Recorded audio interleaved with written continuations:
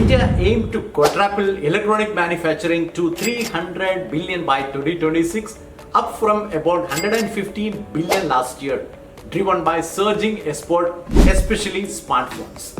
Very soon, India could become the world's next electronic superpower, not just assembling gadgets, but designing and exporting them at scale.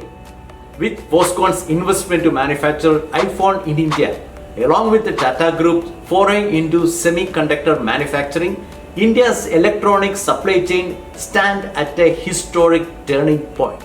While the long-term future may see dark factories populated by AI-powered humanoids, for now, global business will continue to manufacture where costs are competitive, quality is high, and logistics are efficient.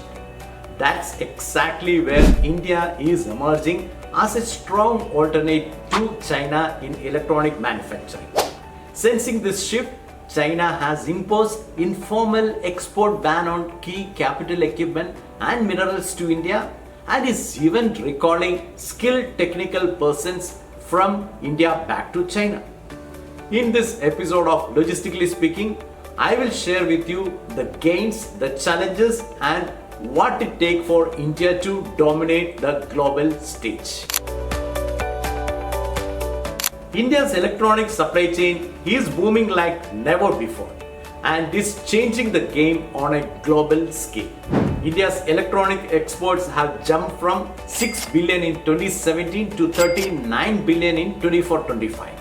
Even more impressive is that India is now the world's second largest smartphone manufacturer, aiming to export $32 billion worth of smartphones this year alone.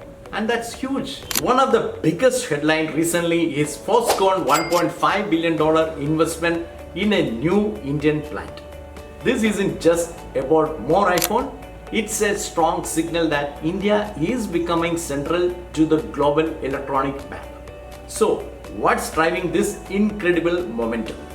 India's strategic location, a young tech-savvy workforce, and the government's production-linked incentive scheme have all played a key role. Global giants like Samsung, Dell, and Dixon have ramped up investment and operation, taking full advantage of the cost efficiency and scale. But it's not just about assembling gadgets for the domestic market, which itself is massive with over 500 million smartphone users in India. The bigger vision is to hit $300 billion in electronic manufacturing and exporting half of that in 2026.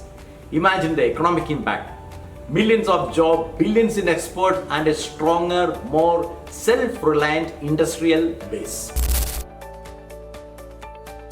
The journey to becoming a global electronic manufacturing powerhouse isn't without its hurdles. India must overcome several key challenges to truly secure its place among the world's top producers. Let me talk on 8 key challenges what India has. Number 1, component dependency. One big challenge is that even though final assembly is happening in India, about 75 to 80% of the critical components like chips, batteries, and displays still come from China and Taiwan. This dependency is risky, especially given the geopolitical tension in the region and Chinese plan to suffocate the supply by putting informal ban and slow down on these items to export to India. If supply chains get disrupted, it could slow down production significantly. Number 2, infrastructure gaps. Infrastructure is another sticking point. While projects like Gati Shakti and the dedicated freight corridors are making a difference, ports still face congestion, power supply can be inconsistent, and inland logistics sometimes cause delays. These factors can hurt delivery timelines and raise cost. Number 3, skill shortage. We have a lot of young talent, but the technical skills needed for mid-level manufacturing roles, especially in microelectronics and quality control, are still catching up. Training programs are underway, but scaling them fast enough to meet demand is a challenge. Number 4, underdeveloped component ecosystem. The supply chain ecosystem for components is still in its infancy. Things like PCB fabrication, connectors and specialized packaging aren't yet mature industries here. Without these local suppliers, India risks being seen as just a big assembly line rather than a full self-reliant manufacturing hub. Number 5. Compliance hurdle. Compliance remains a major bottleneck due to complex import regulations, delayed certifications and overlapping authorities. Frequent policy changes, environmental clearances and inconsistent state-level rules further complicate operations.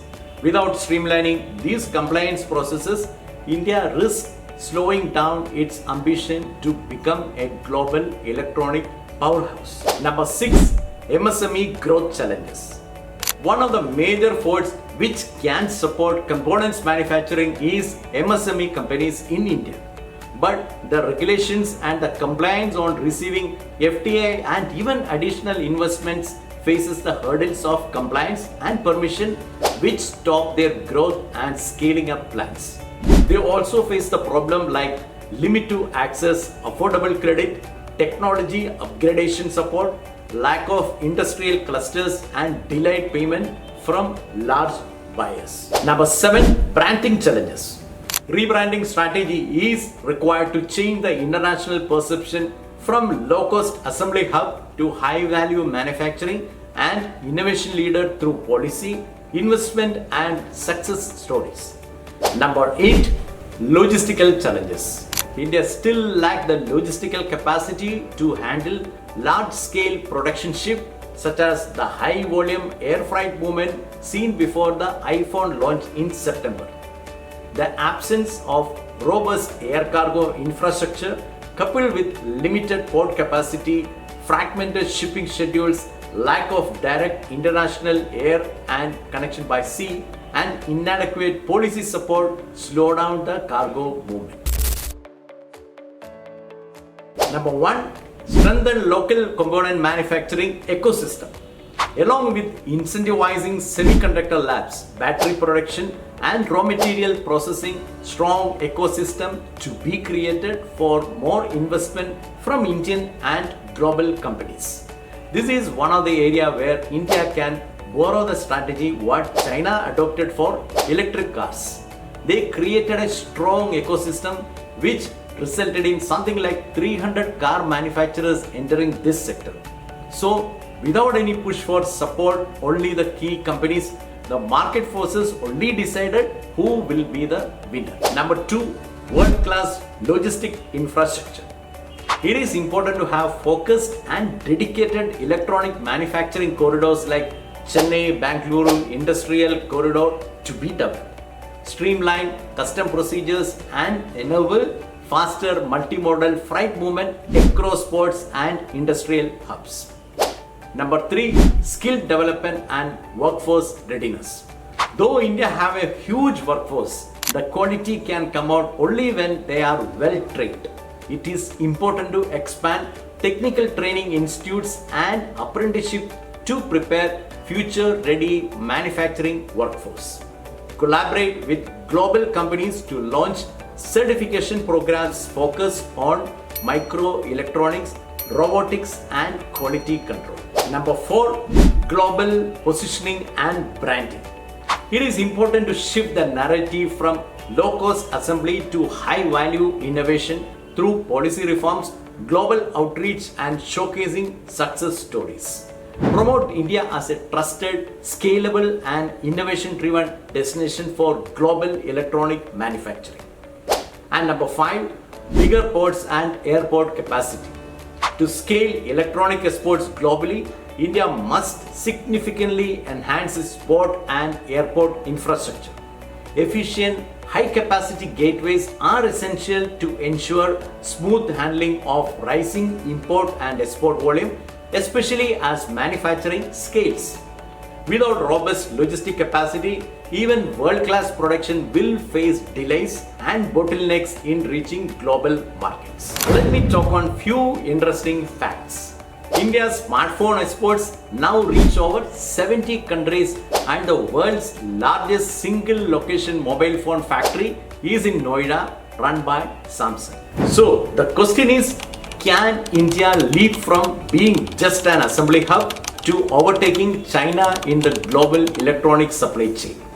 The foundation is there, the investments are flowing, and the vision is clear. But the next few years will be crucial. So, what do you think is India's biggest opportunity or challenge in electronic manufacturing? Tell me in the comments below. If you found this episode insightful, share this video with your friends and colleagues, and don't forget to subscribe for more such analysis on industrial transformation. See you next week.